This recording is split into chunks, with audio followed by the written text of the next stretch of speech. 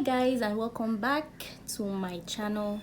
My name is Angela if you're new, and thank you for tuning in. I hope you guys are doing okay. So today what I wanted to talk about was patience.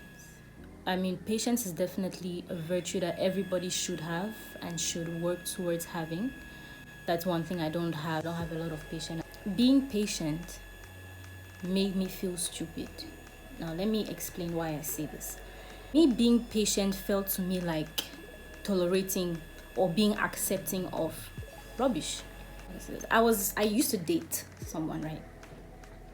I used to date someone, and it was a time when I felt like, you know what, let me be more serious about being in a relationship, and let me try to see how that's going to work out, because I tend not to be very serious or very committed when I'm in a relationship, because I'm always I'm always waiting for when the pin is going to drop. You understand? So in this case, what happened was I was dating this guy, right?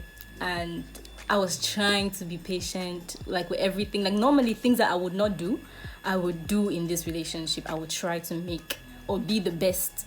And I thought I was trying to be the best version of myself. I was trying to be present in the relationship. Sorry, my best friend keeps sneezing. She keeps sneezing. But anyway, so there was this time, and there had been like a bunch of things that had happened that I would act out of character, in the sense that I would not react to the things that he would do or he would say how I normally would. So I had to like hang out where I was with friends, and he was out with his friends, but we had plans to hang out that day. So I was like, okay, let me be done with my friends, and when I'm done with my friends, I'll meet up with you. He was like, cool, no problem. So when it was time for us to meet up, I'm calling him, and he's like, oh, he's at the club with friends, whatever, they were having a nice time. So I was like, okay, well, I'm still with my friends out, do you mind if we hang out with you guys? He's like, he was taking so much time to respond to messages. Now it's one of two things. It's either he wasn't really paying much attention to his phone, which doesn't make any sense, because if you know that I'm supposed to be contacting you, you should pay attention to your phone, something, especially if you're in an environment that's loud. So the other thing is, he probably wasn't really willing to hang out with all of us, or maybe me and my friends, which is understandable, and I didn't really mind that at all. So here am I now calling him, and I was like, you know what, let's just kill this thing of us all hanging out together. Let me just go and meet him up. The way the whole conversation, the back and forth had been going during text messages, I felt like, you know when you feel in your spirit that something's not right? That's how I felt, and I didn't want to go anymore. They're like, no, you guys have already planned to hang out. Just go. Like, you're already ready. Just go. You guys just meet him up wherever he is. I was so reluctant to go. I was feeling this tightness in my chest, like when you know that something is going to go wrong, or when you know that there's something wrong, right? So here am I.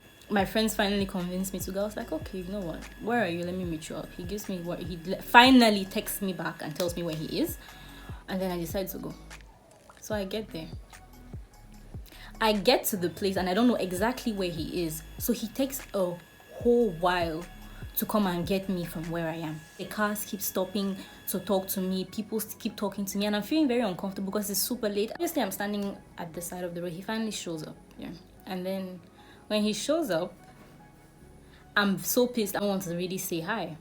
So he gets pissed because I don't really want to say hi, right? And then we go into wherever he was. We hang out with his friends. I'm not in the mood to talk. There was no apology. There was nothing. So I was not in the mood. And when I'm not in the mood, there's really not much you can do. I'm by myself because the whole time I'm on my phone. I'm texting my friends, texting my best friend and my other friend I was with, and I was telling them what was going on. So they were like, no, relax, it's not that bad. At some point, I raised my head and I'm by myself, but I don't think that I've been left, right? So I'm sitting there. Then someone walks up to me. I think it's one of his friends who we were with, who walks up to me and he's like, what are you still doing here? And I'm like, what do you mean?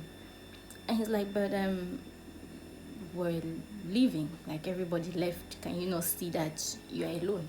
He's like, no, come with me. Let's go downstairs. So we get downstairs. My then partner was standing somewhere doing whatever he was doing, talking to whoever he was talking to.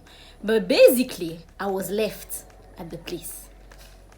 So his friend is trying to be very nice. He takes me downstairs. We get to his car. He's like, oh, sit in the front. Then my then partner comes and says, oh, no, let her sit in the back. I'm trying to control myself because, to be very honest, I'm very rude, right? I'm rude. And normal me would have left a long time ago. One, I would have not allowed myself to be talked to any kind of way. But I was trying to exercise patience. There was some back and forth going on with that car. Sitting in the back, not saying no word to me. He wasn't talking to me. His friend at the time was trying to talk to me, like trying to be friendly and everything. Then at some point we're trying to figure out where else we're going, and I'm like, we're not going home. His friend too is like, let's go home now. You know, that kind of thing. He was acting out. He wasn't talking to me. We finally get to this other spot. We're hanging out, we're having drinks. He's not saying 2 words to me, right? So in my mind, I'm like, that one is your business. Like, I don't really care at this point. I'm already too angry to even be thinking that whatever you're doing is a thing. Like, I can't wait to go home. I'm there 1 hour, 2 hours, 3, 4. This is almost 5 a.m. And I'm like, but wait a minute, when are we going home? So I keep complaining to his friend. I'm like, can you tell him that we should go? And his friend was like, what are we even still doing here? Let's go. And he's like, no, he's not going. All because he knows that it's me asking. He said we're not going anyway. I'm not trying to leave because I'm trying to be respectful. I don't want to embarrass him in front of his friends. I don't want to be rude in front of his friends. So I'm like, okay, let me just sit down. Let me act like there's nothing. Finally, his friend talks to him. His friend is like, you know what? Let's leave. And he's like, okay, let's go. That's like 4:30 in the morning. That's 4:30 in the morning. And then we're leaving. We get outside. His friend is like, also, am I dropping you home? In my mind, I'm like, dropping me home. I'm supposed to be living with him. So I turn and tell his friend, I'm like, I'm living with him. And his friend is like, but he's staying with me. He's living with me. I'm like, what do you mean by he's living with you? He's like, he's living with me because we're traveling first thing in the morning. I'm like, what? He's like, yeah. Okay. I call him. He ignores me in front of all his friends. I tell myself that,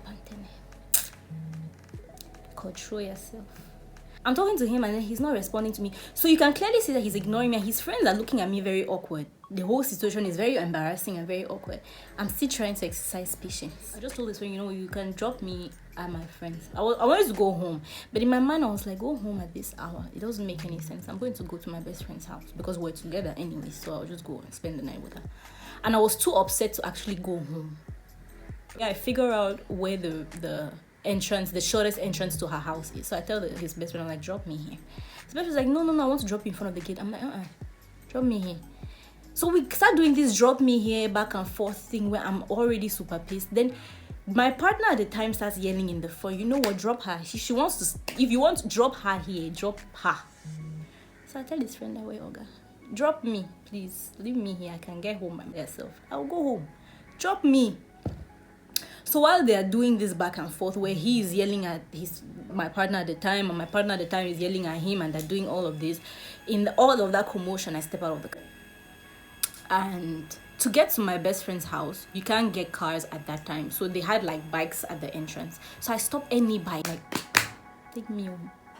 I hear somebody calling me, running behind, and he's like, oh, Angela, wait. I'm like, no, just leave me to go, please. And then my partner at the time is standing at the car and watching the whole scene.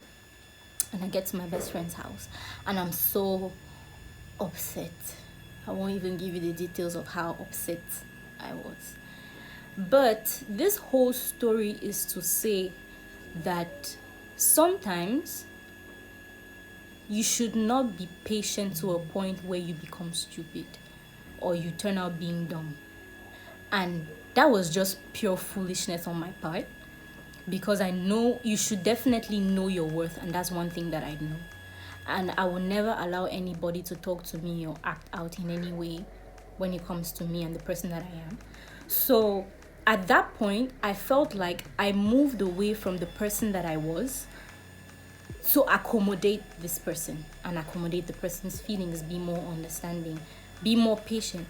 But then sometimes the patience that you exercise could make you look stupid. You should be able to know where you should draw the line because patience has its limits. And if you take it too far, you end up being a coward.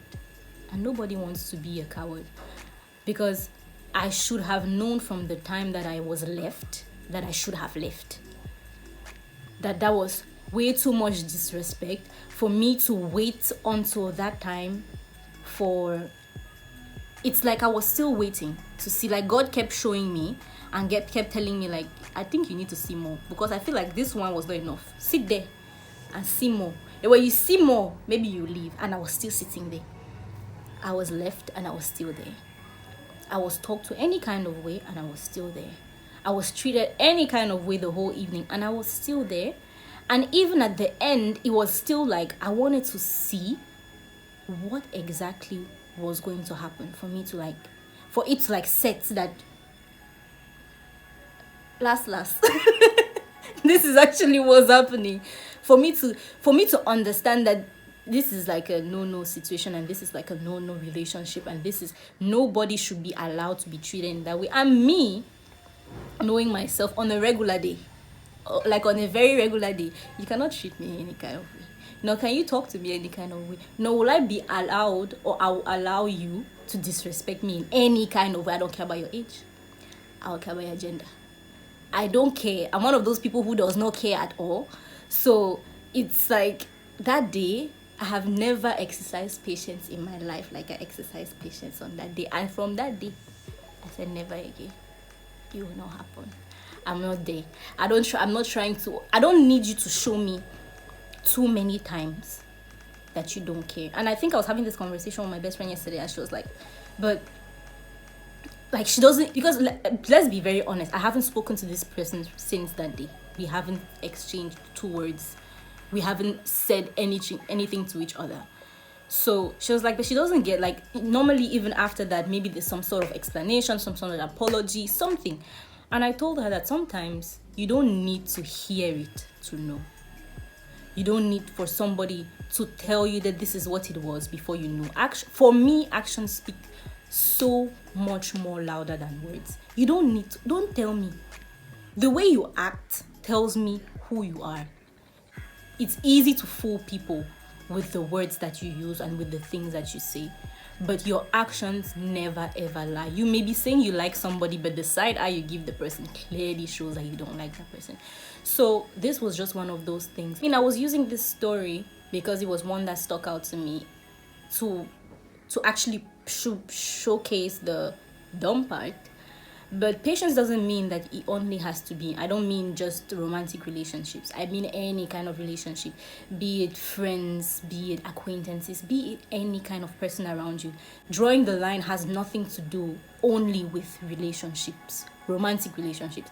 It also has to do with friendships. Like we have, I mean, all of us have friends who kind of abuse of how patient we are and how lenient we are in accepting the people that they are, or their characters. These people use the way they are to camouflage trash that they want to do to you. They will justify being any kind of way because they will tell you, oh, that's just how I am. No, that's not how you are.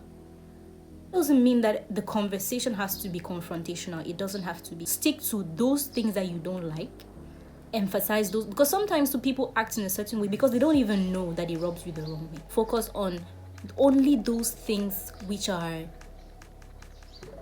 pose a problem to you, and you should be more verbal, because if you keep it in, the next person doesn't know that you're offended. For them to also know that, no, when I pass this limit, so and so is not going to take it kindly, she's not going to like it. And then check yourself, like, if it's done to me, am I going to like it? No. So why do you feel like you should do it to the next person? If you don't know your worth, nobody is going to know it for you. If you don't know how to place your standards, nobody is going to know. And if you are with somebody where you feel somewhere, somehow, that you are trying to mend and mold your standards to accommodate them, then that's not something you should be in. So this was just me sharing my story. I hope you guys found it interesting, and please let me know if you have had instances where you felt like you were patient to a point where you became dumb, because I definitely felt very stupid, and even more stupid when I told my mom, and my mom was like, what were you still doing? What were you still doing there? She's like, so you spent the whole night, you were there, they were mixing you anyhow and you were there. But really, we should definitely know. And so guys, let me know if you've ever experienced anything like this, and how did you feel, and how did you get over it, and what are your thoughts on being patient, and you should not allow yourself to be mixed anyhow. Please like, comment, share, and subscribe, and thank you for listening. And I hope you like the look. I'm going to have a video on how I achieved my wash and go, so keep watching, stay tuned, and have a nice day. Thanks guys, bye.